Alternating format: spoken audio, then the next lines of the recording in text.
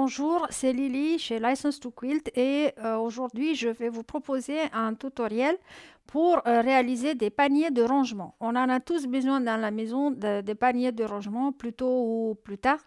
Il y en a plein de tutoriels sur YouTube, vous allez trouver par les centaines. Pourquoi je vous propose le mien? Pour deux raisons. Premièrement, pour le matériel utilisé, le Peltex.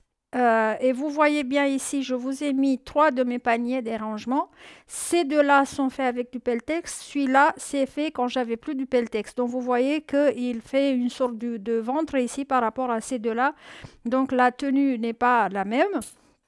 Et puis, deuxièmement, parce que je vais vous donner la formule qui va vous permettre de calculer le patron par vous-même pour tout panier de rangement carré ou rectangulaire de toute taille possible. La taille que vous voulez, vous pourrez la faire sans avoir besoin d'acheter des patrons. Donc, je vais vous expliquer comment j'ai fait ça tout de suite. Pour chaque panier que vous allez réaliser, dans l'idée où une fois que vous aurez confectionné le patron, vous allez le garder pour des utilisations répétées, il vous faut 2 feuilles de carton, 2 tissus, le Peltex, voilà, et une feuille de papier cuisson pour le repassage. Le nécessaire des tissus et du Peltex, ça va être calculé suivant la taille de votre panier que vous voulez faire. Alors, je prends des dimensions au hasard pour vous montrer que ma formule fonctionne. J'ai décidé de me faire un panier rectangulaire et j'ai vraiment besoin de celui-là pour entasser tous mes patrons ici. Alors, j'ai décidé 30 cm de longueur, 17 cm de largeur. Et j'ai commencé par tracer sur mon papier cartonné un rectangle qui fait 30 sur 17. Voilà, c'est tout simple. Donc, je commence par dessiner mon rectangle.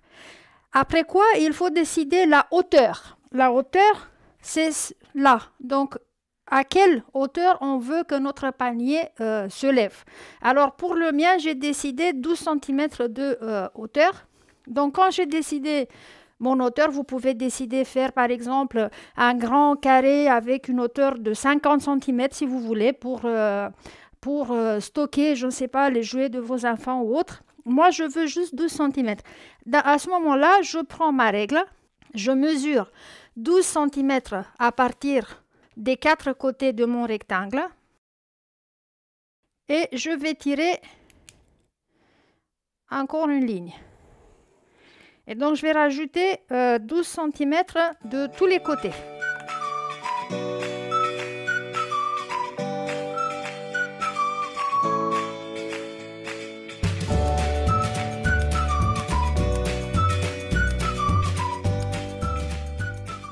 Après quoi, je vais juste joindre les lignes.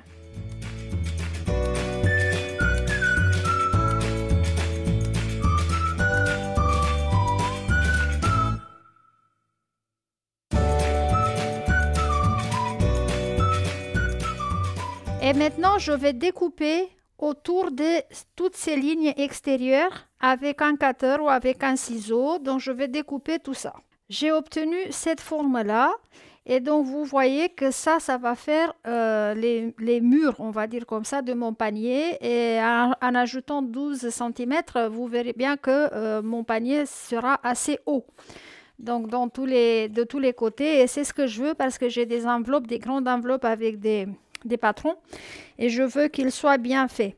Dès que j'ai fini à faire ça, je vais noter longueur fois largeur. J'ai dit que c'est 30 fois 17 cm, hauteur 12 cm et je vais noter ici Peltex. Celui-là va être le patron de mon Peltex. Et comme ça, je peux le stocker et je sais à tout moment pour quel panier j'ai dessiné ce patron. Pour les tissus, on va retracer le même dessin, donc le même rectangle de 30 fois 17 et hauteur de 12. Ce que j'ai fait déjà à l'avance, sauf que le tissu devra être un peu plus grand, ce qui est normal. Et comment? Sur les côtés extérieurs, on va rajouter 2 cm. sur les 4 côtés extérieurs. 1, 2, 3, 4. Ça fait à peu près 1 inch. Mais pour une fois que je donne un patron 1 centimètre, on va parler centimètres. Après quoi, donc pour l'instant, je ne vais pas unir quoi que ce soit. Dans les coins ici, je rajoute un quart d'inch ou alors 6 mm.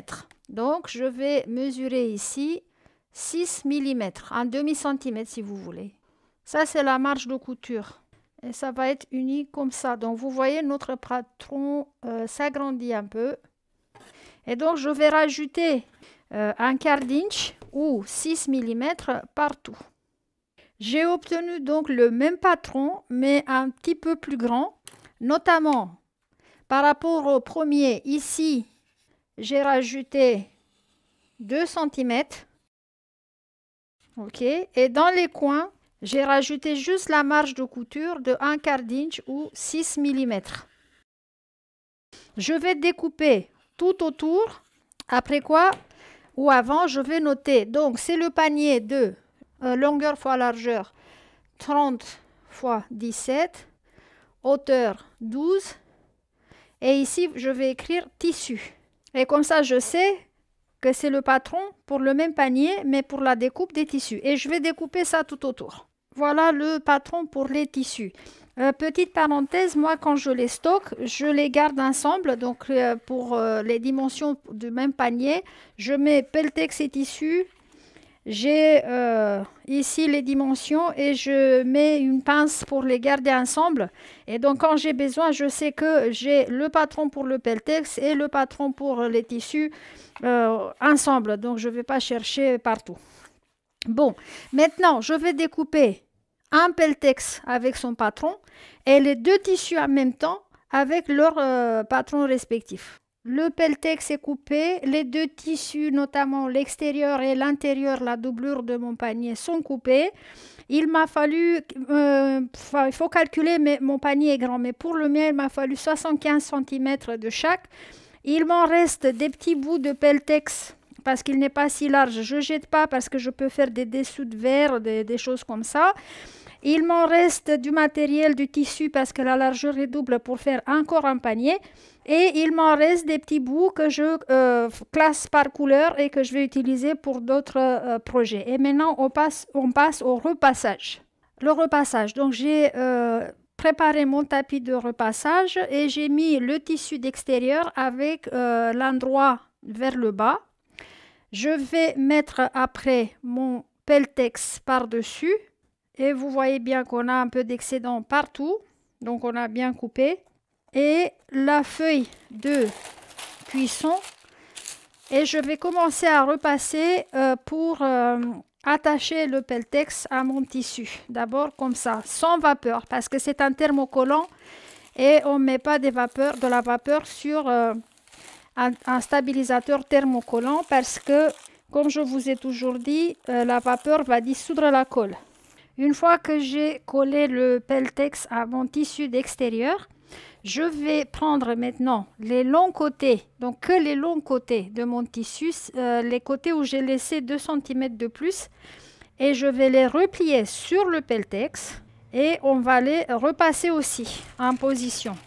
Ici, je peux m'en passer du papier cuisson parce que j'ai une marge qui me permet, mais je fais attention de ne pas toucher au pelletex avec le fer.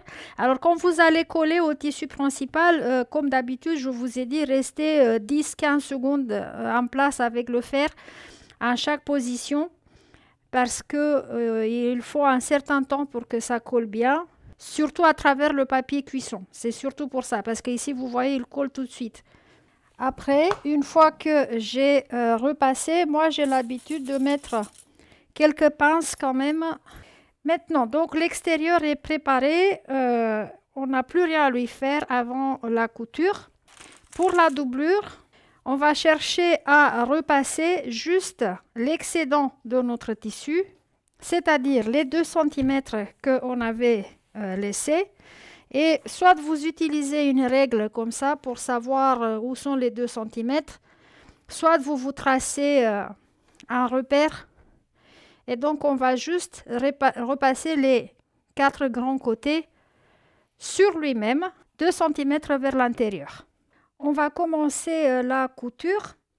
Donc là, vous voyez, c'est la marge de couture qu'on nous a laissée. On va les mettre endroit contre endroit, de manière à ce qu'on tient surtout comme du pelletex parce que le tissu avec le repassage, il bouge. Et on fait attention à bien surposer ici les bords du pelletex. Et là, c'est un des moments où les pinces sont bien pratiques. Voilà.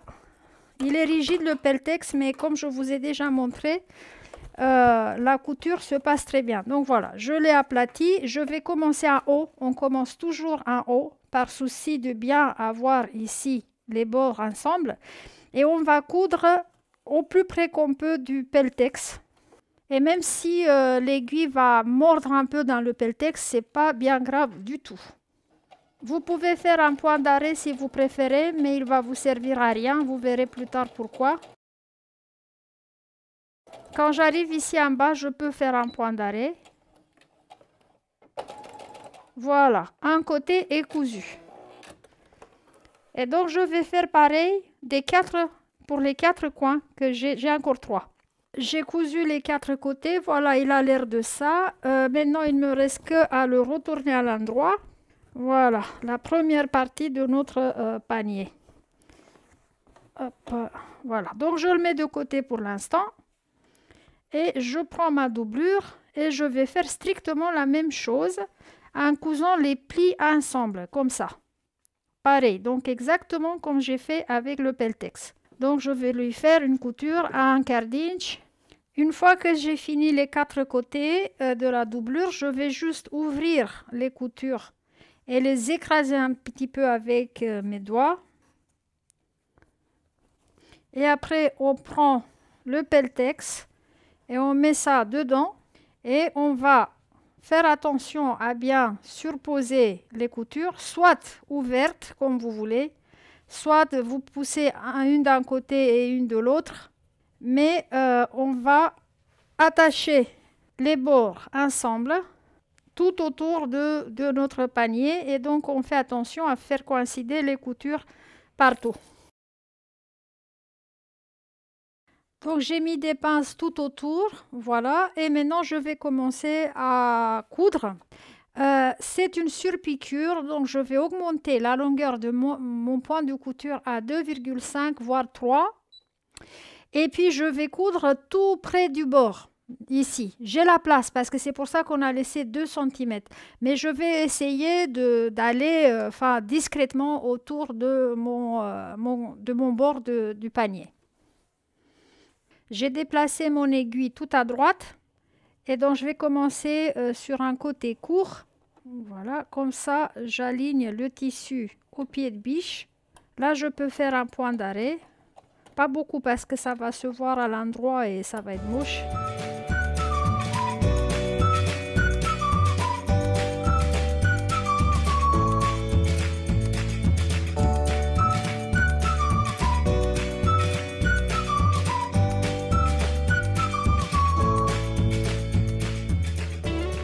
J'ai donc un grand panier. Je nettoie les fils qui sont annexés et là on va faire la mise en forme parce que là il n'est pas très réglo. Donc pour la mise en forme, on va plier sur lui-même de chaque côté et on va repasser. Et comme vous vous rappelez que le pelletex est thermocollant des deux côtés, il va attacher en même temps le tissu à l'intérieur. Donc on va faire d'abord les courts côtés. Vous pouvez faire ça dans une grande variété d'imprimés. Moi, j'ai utilisé ici Fern Garden qui vient de chez Andover Fabrics. Imaginez par exemple le garde-manger avec tout plein de beaux paniers comme ça pour stocker vos denrées alimentaires. Voilà, donc vous voyez, il commence à avoir l'air plus correct. Donc pour bien asseoir la doublure à l'intérieur de mon panier, je vais repasser aussi comme ça. Et quand il est grand comme ça, je vais aller carrément avec le fer au fond. Et je pense que là, on est déjà pas mal. Et voilà mon panier qui n'attend qu'à être rempli avec ce que je veux. Donc il a une belle tenue. Vous voyez bien qu'il il va pas se déformer. Et tout ça avec un patron que j'ai confectionné moi-même. Donc, vous pouvez changer des dimensions, le faire carré, le faire plus petit, le faire plus grand. Enfin, c'est vous qui voyez la hauteur, la largeur, la longueur. Tout ce qui est important est de rajouter 2 centimètres sur les côtés extérieurs pour le tissu et un quart d'inch ou 6 millimètres dans les angles intérieurs aussi pour les tissus, pour la marge de couture. C'est tout ce qu'il faut. Voilà. Si ça, c'est pas simple, je ne sais pas ce qui peut être de plus simple que ça. Alors, moi, je vais bien profiter de mon panier. Et puis, bonne journée à tout le monde et bonne couture.